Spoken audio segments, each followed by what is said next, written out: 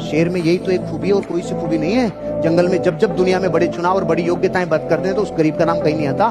सबसे भारी कौन? हाथी, गरीब का नाम नहीं है। सबसे लंबा कौन? जिराफ, गरीब का नाम नहीं है। सबसे तेज कौन? चीता, गरीब का नाम नहीं है। सबसे दिमाग वाला कौन? लोमड़ी, गरीब का नाम किसी टैलेंट में नहीं। जब पूछा जाता है जंगल का बाप कौन? एक ही। क्यों?